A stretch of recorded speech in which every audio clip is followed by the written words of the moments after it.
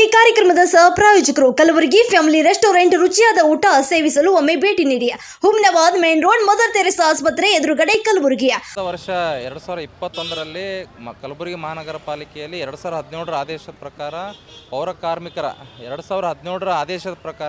ಕಾರ್ಮಿಕರ ನೇಮಕಾತಿ ಸಂಬಂಧಪಟ್ಟಂಗೆ ಕಲಬುರಗಿ ಜಿಲ್ಲಾ ಅಧಿಕಾರಿಗಳು ಒಂದು ನೇಮಕಾತಿಯನ್ನು ಮಾಡಿದರು 2021ರಲ್ಲಿ. ಅದರಲ್ಲಿ 132 ಜನರನ್ನ ಪರ್ಮನೆಂಟು ಮತ್ತು 250ಕ್ಕೂ ಹೆಚ್ಚು ಜನರ ನೇರ ಪಾವತಿ ಅಡಿಯಲ್ಲಿ ತಂದಿದ್ದರು.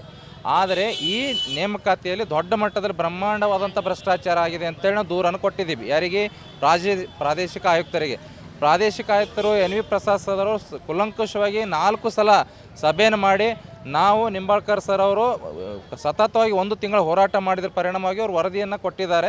ವರದಿಯಲ್ಲಿ ಏನು ಹೇಳಿದಾರಪ್ಪ ಅಂತಂದರೆ, ಪೂರ್ತಿಯಾಗಿ ಇಲ್ಲಿ ವರ್ಕರ್ಗಳಲ್ಲ, ಇವರೆಲ್ಲರೂ ಕೂಡ ಈಗೀಗ ಬಂದು ಜಾಯ್ನ್ ಆದಂಥವ್ರು 4 ವರ್ಷ 5 ವರ್ಷ ಕೆಲಸ ಮಾಡಿದವ್ರು ಅಂತಾರೆ. ಡ್ರೈವರ್ ಅದಾರ, ಕಂಪ್ಯೂಟರ್ ಆಪ್ರೇಟರ್ ಅದಾರ, ಯಾರೋ ಒಬ್ಬರು ರೆಕಮೆಂಡ್ ಮೇಲೆ ಬಂದಂಥವ್ರು ಅದಾರ, ಮತ್ತು ದೊಡ್ಡ ಮಟ್ಟದಲ್ಲಿ ಹಣ ಕೊಟ್ಟು ಬಂದಂಥವ್ರು ನೇಮಕಾತಿ ಆಗಿದ್ದಾರೆ ಅಂತ ವರದಿಯಲ್ಲಿ ಬರೆದಿದ್ದಾರೆ. ಮತ್ತು ವರದಿಯಲ್ಲಿ ವಿಚಾರಣೆ ಸಂದರ್ಭದಲ್ಲಿ ನಮ್ಮ ಸ್ಥಳೀಯ ಅಭಿಯಂತರು, ಪರಿಸರ ಅಭಿಯಂತರು ಒಪ್ಕೊಂಡಿದ್ದಾರೆ. ಏನಪ್ಪ ಅಂತಂದರೆ, ಲೋಡಿಂಗ್ನಲ್ಲಿ ಇರ್ತಕ್ಕಂಥ ಹೆಣ್ಮಕ್ಳು ಇರ್ಬೋದು, ಇಲ್ಲಿ ಕಾಂತಾ ಸಾಹೇಬರು ಲೇಬರ್ ಅಂತ ಹೇಳ್ತಕ್ಕಂಥ ಹಣೆಪಟ್ಟಿ ಕಟ್ಟದಂಥ ಎಲ್ಲರೂ ಕೂಡ ಅವ್ರು ನಿಜವಾಗ್ಲೂ ಕರೆಕ್ಟಾಗಿ ಕೆಲಸ ಮಾಡಿದ್ದಾರೆ. ಆದರೆ ಕೆಲವು ವೇತನ ಸಮಸ್ಯೆಯಿಂದ ಅವರಿಗೆ ಕೈ ಬಿಡಲಾಗಿದೆ. ಹಾಗಾದರೆ ವೇತನ ಇವತ್ತು ಕಾರ್ಮಿಕ ಇಲಾಖೆ ಕೊಟ್ಟಿದೆ, ಪೂರ್ತಿ ವೇತನ, ಪೂರ್ತಿ ರಜೆ ಎಲ್ಲವೂ ಕೂಡ ಸರಿಯಾದ ರೀತಿ ದಾಖಲೆ ಇದ್ದರೂ ಕೂಡ ಇವ್ರನ್ನ ಯಾಕೆ ಪರಿಗಣನೆ ಮಾಡಿಲ್ಲ ಅಂತೇಳಿ ನಾವು ಕೇಳಿದ್ದೀವಿ. ಅವ್ರು ವರದಿ ಕಟ್ಟಿದರೆ ಸ್ಪಷ್ಟವಾಗಿ ಈ ನೇಮಕಾತಿ ಹಗರಣದಲ್ಲಿದೆ, ಇದು ರದ್ದು ಮಾಡಬೇಕು, ಹೊಸ ನೇಮಕಾತಿಗೆ ಆದೇಶ ಕೊಡಬೇಕಂತ DC ಅವ್ರ ಪ್ರಾದೇಶಿಕ ಆಯುಕ್ತರು, ಪ್ರಿನ್ಸಿಪಾಲ್ ಸೆಕ್ರೆಟರಿ ವರದಿ ಕೊಟ್ಟಿದ್ದಾರೆ. ಆದರೆ ವರದಿ ಕೊಟ್ಟು 3 ವರ್ಷ ಆದರೂ ಕೂಡ ಇಲ್ಲಿನ ಜಿಲ್ಲಾಡಳಿತ ಆಗಲಿ, ಹಿಂದಿನ ಸರ್ಕಾರ ಆಗಲಿ ಯಾವುದೇ ರೀತಿ ಕ್ರಮ ವಹಿಸಿಲ್ಲ. ಈಗ ಬಂದಂಥ ಮೇಡಮ್ ಅವರು ಕೂಡ ನಾವು ಮನವಿ ಮಾಡಿದ್ದೀವಿ, ಇದರ ಬಗ್ಗೆ ಮಾಡಿರಿ ಅಂತೇಳಿ. ಅವ್ರು ಇಲ್ಲಿವರೆಗೂ ಬಹುತೇಕ ಜನರು ಮೀಟಿಂಗ್ ಕರೀತಾರೆ, ಕಬ್ಬು ಬೆಳೆಗಾರರು ಕರೀತಾರೆ, ತೊಗರಿ ಬೆಳೆಗಾರರು ಕರೀತಾರೆ, ಇನ್ನೊಬ್ಬರು ಕರೀತಾರೆ. ಆದರೆ ಪೌರ ಕಾರ್ಮಿಕರ ಸಂಬಂಧ ವಿಷಯದಾಗ ಸಭೆ ನಡೆಸ್ರಿ ಅಂತಂದರೆ ಅವರು ಸಭೆ ನಡೆಸಲಿಕ್ಕೆ ರೆಡಿ ಇಲ್ಲ, ಬಿಸಿ ಇದ್ದೀವಿ ಅಂತ ಹೇಳ್ತಾರೆ. ಹಾಗಿದ್ದಾಗ ಪೌರ ಕಾರ್ಮಿಕರು ಮನುಷ್ಯರಲ್ಲ, ಅವ್ರು ಕೆಲಸ ಮಾಡೋರಲ್ಲ, ಇವ್ರ ಕಣ್ಣಿಗೆ ಯಾರು ಪೌರ ಕಾರ್ಮಿಕರು ಕಾಣ್ತಾ ಇಲ್ಲ ನಮ್ಮ ಪ್ರಶ್ನೆ ಇದೆ. ಹಾಗಾಗಿ ಪ್ರಾದೇಶಿಕ ಆಯುಕ್ತರು ಕೊಟ್ಟಂಥ ವರದಿಯನ್ನು ಸ್ಪಷ್ಟವಾಗಿ ಜಾರಿ ಮಾಡಬೇಕು. ತಪ್ಪಿತಸ್ಥ ಪರಿಸರ ಅಭಿಯಂತರ ಮೇಲೆ ಕ್ರಮ ಆಗಬೇಕು. ಮತ್ತಂದರೆ ಏನು ಇವತ್ತು 447 ಜನ ಇಲ್ಲಿ ಕೂತಿದ್ದಾರೆ, ಅವರೆಲ್ಲರೂ ಕೂಡ ನಿಜವಾದ ಕಾರ್ಮಿಕರು. ಈ ನೆಲದಲ್ಲಿ ಫಸ್ಟ್ ಟೈಮಿಗೆ ಏನು ಕಸ ಗುಡಿಸ್ಲಿಕ್ಕೆ ಪ್ರಾರಂಭ ಮಾಡ್ಯಾರ ಇವರು ಅದಾರ. ಇವತ್ತು ಸತ್ತರ ಹೆಣ ಒಯ್ಯೋರು ಇವ್ರು ಅದಾರ. ಇವ್ರಿಗೆ ಬಿಟ್ಟು ಯಾರಿಗೊಬ್ಬರಿಗೆ ಅವ್ರು ಚೇಲಾಗಳಿಗೆ ನೇಮಕಾತಿ ಮಾಡ್ತೀರಂತಂದ್ರೆ ಅದು ಇವತ್ತಿಲ್ಲಿ ನಾವೊಂದು ಹಿಂದೊಂದು ಸರ್ತಿ ಸತ್ತಿದ್ದಾರೆ, ಇವತ್ತು ಕೂಡ ಸತ್ತರ ಪರವಾಗಿ ಇಲ್ಲಿ ಹೋರಾಟ ನಿರಂತರ ಇರ್ತದೆ ಸರ್. ಅವತ್ತೇ ನಾವು ಅಬ್ಜೆಕ್ಷನ್ ಹಾಕಿದ್ದೀವಿ. ಅಲ್ಲಿಂದ ತಿಲ್ಲಿತನ ವರದಿ 6 ತಿಂಗಳಲ್ಲೇ ವರದಿ ಸಲ್ಲಿಸಿದ್ದಾರೆ ಸರ್ಕಾರಕ್ಕೆ. ಆದ್ರೆ ಸರ್ಕಾರ ಅದಕ್ಕೂ ಕ್ರಮ ತೊಗೊಳ್ತಲ್ಲ. ಯಾಕಂದ್ರೆ ಸರ್ಕಾರದಲ್ಲಿರ್ತಕ್ಕಂಥವ್ರು ಇಲ್ಲಿ ಸ್ಥಳೀಯವಾಗಿರ್ತಕ್ಕಂಥ ಅಧಿಕಾರಿಗಳು ಎಡ್ಡು ಕೈಲಿ ಚಪ್ಪಾಳೆ ತಡ್ತಾ ಇದ್ದಾರೆ. ಅವರು ಆದರೆ ನಾವಿಲ್ಲಿ ಸಫರ್ ಆಗ್ತಾಯಿದ್ದೀವಿ, ನಾವು ಶೋಷಣೆ ಅನುಭವಿಸ್ತಿದ್ವಿ.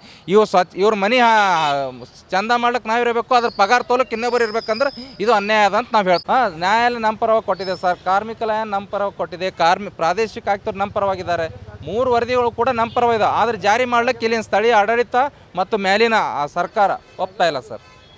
ಕೋವಿಡ್ ಇದೆ ಅಂತೇಳಿ ನಮಗೆ ಧರಣಿ ಕುಂದಲಕ್ಕೆ ಅವಕಾಶ ಕೊಟ್ಟಿಲ್ಲ ಸರ್. ಪ್ರತಿಭಟನೆ ಮಾಡಿದ್ದೀವಿ, ಕೋವಿಡ್ ಇದ್ರೂ ಕೂಡ ಅವಾಗ ಪ್ರತಿಭಟನೆ ಮಾಡಿದಾಗ ನಿರಂತರ ಪ್ರತಿಭಟನೆ 2-3 ದಿವಸ ನಿರಂತರ ಪ್ರಾದೇಶಿಕ ಆಯುಕ್ತರ ಕಚೇರಿಯಲ್ಲಿ ನಾವು ಒತ್ತಾಯ ಮಾಡಿದ್ದಕ್ಕಾಗಿ ಅವರು ತನಿಖೆ ಮಾಡಿದ್ರು. DC ಅವರು ಒಟ್ಟೆ ತನಿಖೆಗೆ ಬರಲಿಲ್ಲ.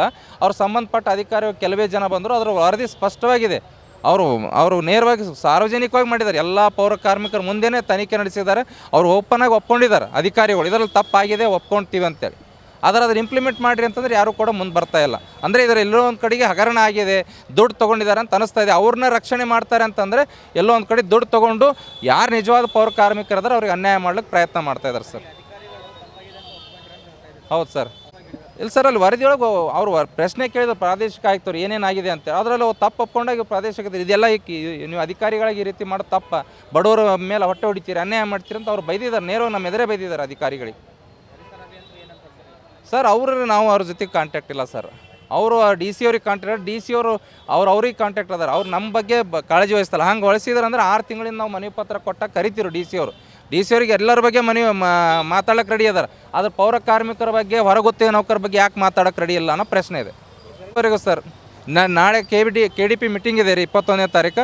ಅವತ್ತು ನಿಂಬಾಳ್ಕರ್ ಸರ್ ಇದೆ, ನಾವಿದ್ದೀವಿ, ಸೂರ್ಯಕಾಂತ್ ಅವರು ಇದ್ದಾರೆ, ನಮ್ಮ ಶರಣವ್ರು ಇದ್ದಾರೆ. ಎಲ್ಲರೂ ಕೂಡ ಅಲ್ಲಿವರೆಗೆ ಏನಾದರೂ ಕರೆದು ಮಾತಾಡಿದ್ರು ಇದಕ್ಕೆ ಪರಿಹಾರ ಕೊಡ್ತೀವಿ ಅಂತ ಲಿಖಿತ ರೂಪದಲ್ಲಿ ಕೊಟ್ಟರೆ ನಾವು ಹೇಳ್ತೀವಿ. ಇಲ್ಲಾಂದರೆ KDP ಮೀಟಿಂಗು ನಡೆಯೋಕ್ಕೆ ನೋಡೋಣ ಸರ್. Okay, thank you.